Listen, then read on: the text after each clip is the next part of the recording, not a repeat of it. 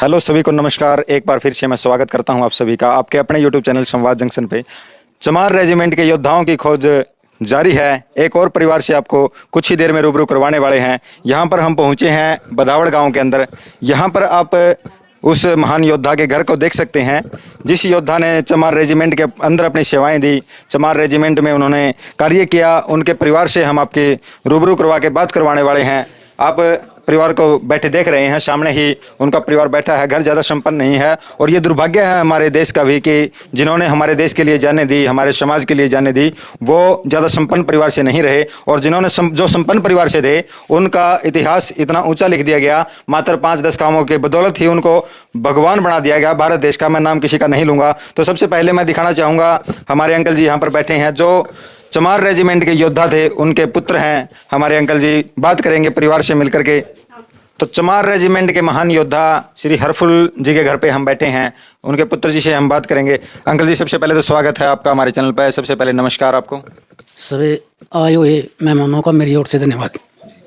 Uncle जी सबसे पहले तो ये बताइए कैसा स्वभाव था हरफुल जी का? आपने उनको बड़े करीब से देखा है, हमारा दुर्भाग्य है कि हम नहीं देख पाए। कैसा स्वभाव था, कैसी कदकाठी थी, क्या वो मतलब बच्चों के साथ में कैसा रवैया था, उनके जीवन के बारे में जो जो बातें आपको पता है एक बार बताने का कष्ट करें हमारे दर्शकों को। जी, उसकी तो यही सोच थी कि हर परिवार मिलकर है, परिवार मिलकर है जी सबको खुशी मिलती है जी। और ते भाई मिलकर रहोगे जो लाभ मिलेगा जी। और जी ज़्यादा तो जानकारी मन भी नहीं। कितनी उम्र थी उस समय पे आपकी? कितनी उम्र थी जिस समय पे दादाजी हमारे इस दुनिया को छोड़ के चले गए? 17-18 के आसपास में थी। अच्छा जी। तो उनके कदकाठी के बारे में, उनके स्वभाव के बारे में जितनी जानकारी आपको पता है, उनकी कहानियां उन्होंने सुनी होगी। हंसते हंसाते रहा कर दे। अच्छा। एक परिवार में कोई दुख तकलीफ हो जाती तो उसका साथ दिया कर दे। अच्छा, मतलब सहयोगी थे। हाँ। अच्छा। कितने बच्चे हैं आप, कितने भाई बहन हैं आप? जी मैं हम 3 भाई और 2 बहन। 2 बहन 3 भाई। जी। अच्छा, तो सभी इसी मकान में रहते हैं? नहीं जी, यहाँ 3 भाइयों में से 1 भाई तो गुजर गया। अच्छा। 2 भाई 2 बहन है। अच्छा। भाई दोनों बड़े थे, बहन भी बड़ी है, मैं छोटा हूँ। अच्छा, आप परिवार में सबसे छोटे हो? छोटे जी। अच्छा। 1 भाई और परली साइड में रहता है और मैं यहाँ रहता हूँ। तो छोटे बच्चों के साथ में मम्मी पापा का ज़्यादा लगाव रहता है, तो आपके साथ में भी आपके पिता का ज़्यादा लगाव रहा हो, मम्मी का ज़्यादा लगाव रहा हो, ऐसा कुछ? मैंने बात तो मतलब टाइम भी नहीं था, गरीबी थी, काम में बिजी रहा कर दे और तो कोई चारा था ही नहीं। ये पेंशन के 100-200 रुपये मिला कर दिन में के होता इनमें तो बस बच्चों के साथ खेलने का मौका भी कहाँ था। ये तो ईब है, मतलब 50-50, 60-60 हज़ार रुपये महीना के मिले हैं तो बच्चों के पास में रहे हैं, खेल रहे हैं, कूदा है, मौज मस्ती है, वो तो टाइम में अलग था जी। अच्छा, जो शहीदों को जो दर्जा मिलता है, जिस तरह आर्मी के अंदर अगर कोई शहीद हो जाता है तो उनको एक बड़ा तमगा मिलता है, उसके साथ में बड़ी नौकरी भी उनके परिवार को मिलती है, उनके साथ में उनको एक बड़ा सर्टिफिकेट भी मिलता है, उनको सुविधाएं भी मिलती है। तो आपके परिवार को उनमें से कितनी सुविधाएं मिली? नहीं जी, कुछ नहीं मिली। कुछ भी नहीं मिला? नहीं जी। तो आपने सर्टिफिकेट भी दिखाए, आपका वो आपके सामने तमगे भी दिखाए आपने, लेकिन उसके बावजूद भी क्या वजह रही जो सरकार ये सुविधाएं देने में नाकामयाब रही? जी, और तो क्या काम है, हमारी किस्मत अड़ गई है। अच्छा। 2 लड़के हैं, उनकी 2-2, 3-3 बार तो फिजिकल कर ली आर्मी की, अच्छा। नंबर नहीं पड़ रहे जी। अच्छा, अंकल जी ने कितने साल तक आर्मी में सेवाएं दी? जो हमारे दादाजी थे उन्होंने कितने साल तक आर्मी में सेवाएं दी? कितने साल तक आर्मी में रहे वो? वही लगभग 5 साल तक। 5 साल तक। अच्छा। जी। तो मतलब चमार रेजिमेंट के बाद में फिर आज़ाद हिंद फौज में सेवाएं दी उन्होंने? नहीं जी, उसमें तो नहीं गए होंगे शायद। और तो उससे पहले ही भर्ती हो गए थे वो, मतलब चमार रेजिमेंट बनने से पहले ही भर्ती? बाकी लिए मैंने पूरा बेरा भी नहीं, मैं तो मतलब अच्छा। अच्छा। इंतज़ार बताऊँ। अच्छा, तो उनके जीवन से जुड़ी हुई एक दो कहानी आप दर्शकों अगर बताना चाहो तो? ना जी, कोई याद नहीं। कोई याद नहीं? और याद हो बताए भी नहीं जानती ले, क्योंकि दिल कमज़ोर है, बस घबराहट सी हो जाए। भाई मैं पहली वीडियो में भी ये बात बोली थी कि मैं परिवार से माफ़ी चाहूँगा कि अगर मैं उनके जख्मों को कुरेद दूँ, पुराने जख्मों को अगर मैं कुरेद दूँ तो मैं परिवार से पहले ही माफ़ी चाहूँगा और परिवार के साथ साथ दर्शकों से भी माफ़ी चाहूँगा कि अगर मैं परिवार को या दर्शकों को भावुक कर दूँ तो उसके लिए मैं क्षमा प्रार्थी हूँ। लेकिन फिर भी मैं कोशिश करूँगा कि परिवार का वो दर्द, वो किस्सा मैं आपके सामने पेश करवा सकूँ या फिर उनके जीवन से जुड़ी हुई कोई विशेष घटना मैं आपको बता सकूं। तो और अंकल जी अगर आप, मैं कोई बात नहीं, आप ये बात नहीं बताना चाहते, अंकल जी से, दादाजी से जुड़ी हुई कोई विशेष बात आप अगर हमारे दर्शकों को बताना चाहिए, समाज को मैसेज के लिए बताना चाहिए? कोई याद नहीं जी, और क्या बताएं, ये कहाँ भाई, हिम्मत रखो, हिम्मत के साथ है सब कुछ है।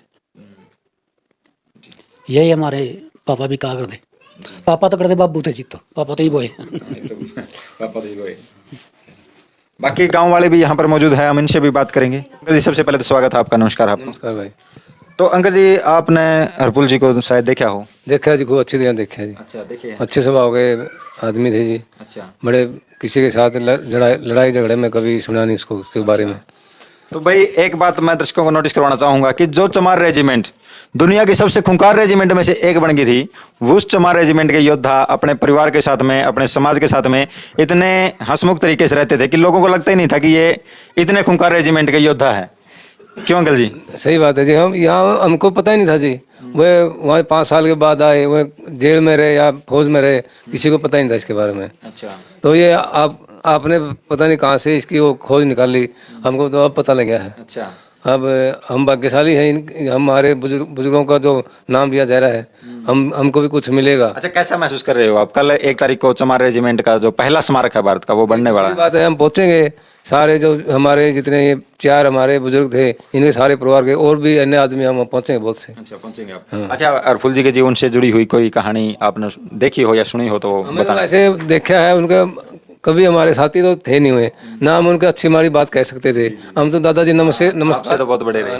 नमस्कार करे लग जाते थे, और उनके वैसे उसके देखने से बोलने से पता लगता है कि अच्छे स्वभाव के आदमी। कद काठी कैसी रही होगी उनकी? बड़े लंबे थे जी, 6 फुट से के जवान थे। बड़े हाँ ऊपर ही थे जब। हाँ बड़े जवान थे। अपना पता चला कि वो चमार रेजिमेंट में रहे हैं, कब कब पता चला आपको? सबसे पहले ये बताइए। मैंने तो ये पता लगा, आप आए नहीं, जब पता लगा भाई साहब आए थे राजकुमार, वहाँ बैठे थे बाबा साहब अम्बेडकर भवन में, तो इनको पता बोला ऐसे ऐसे है। हमें बड़ी खुशी की बात मिली, भाई हमारे बुजुर्गों का नाम लिया जा रहा है। तो तब आपने जो मोमेंट था वो एक यादगार पल था, कैसा लगा उस टाइम पर जब ये पता चला कि चमार रेजिमेंट में आपके गांव के, आप जिन्होंने आपको देखा है, वो योद्धा चमार रेजिमेंट में शामिल थे? हमारा तो हमारे उसके परिवार से थे, बड़ा खुशी मिली। हमारा भी हम इनका नाम लेगा, हमको पूछेंगे, हमने बड़ी खुशी हुई। हमारे बुजुर्ग थे, वो बड़े मेहनती थे और देश के लिए लड़ाई लड़ी, और कई बाजी मारी इनको जीतने की। अच्छा। हाँ जी। आपने चमार रेजिमेंट का नाम सुना था पहले? नहीं, कभी नहीं सुना जी। अच्छा अंकल जी आपने पहले चमार रेजिमेंट का नाम सुना था? ये सुनिया होंगे जी, सारे काम करा रहे।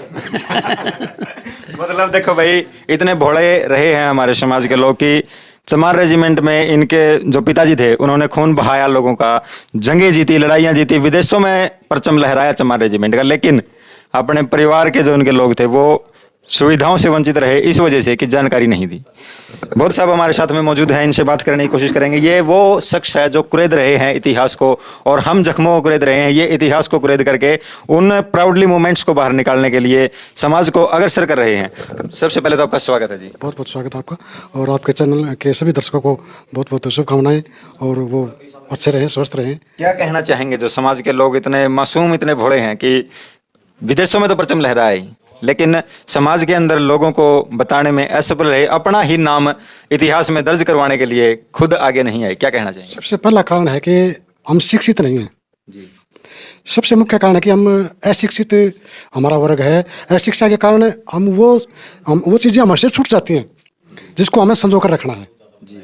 और शिक्षित व्यक्ति को अच्छे और बुरे की ज्ञान हो जाता है। शिक्षा के साथ साथ हम समझदार भी होना बहुत ज़रूरी है, क्योंकि शिक्षित आदमी अगर समझदार नहीं होगा तो वो शिक्षा जो है वो बुरा असर डालती है। तो हमारे पास ये दोनों ही भोले लोग थे, एक होता बोड़ा और एक होता बोड़ा।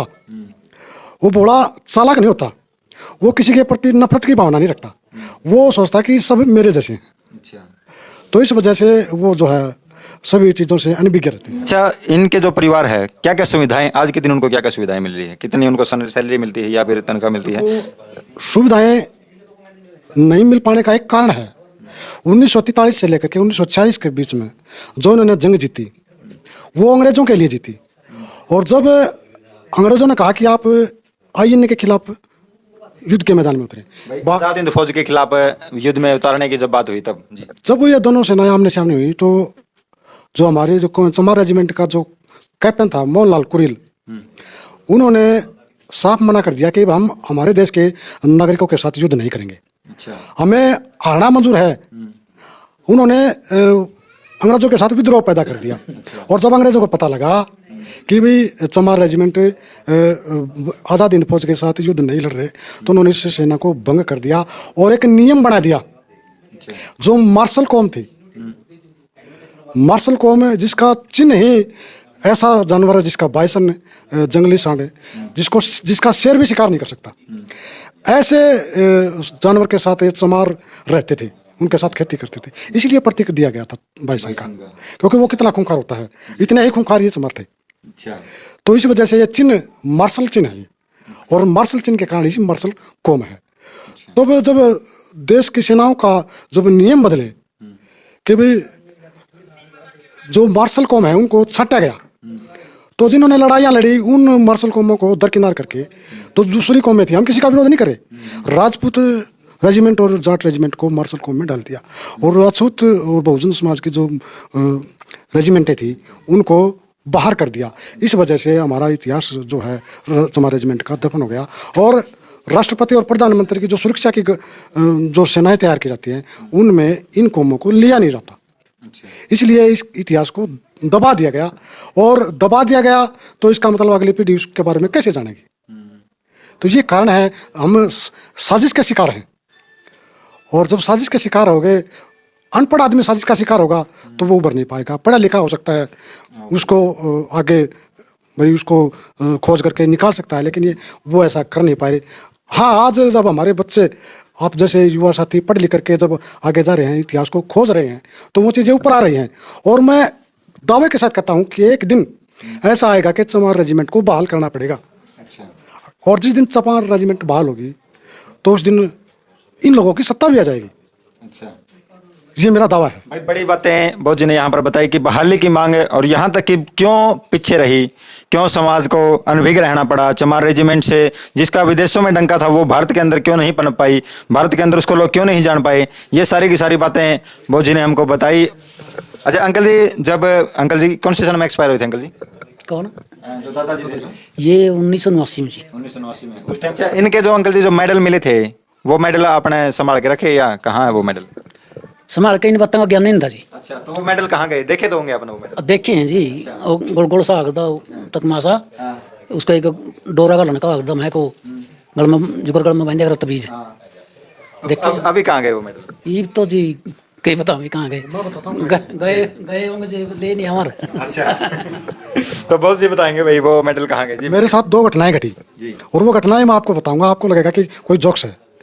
तो हमें एक बुढ़िया के पास जब गए तो हमने उससे पूछा कि माता जी वो जो हमारे जो पूर्वज को हमारे रेजिमेंट को जो मेडल मिले थे वो मेडल कहाँ है?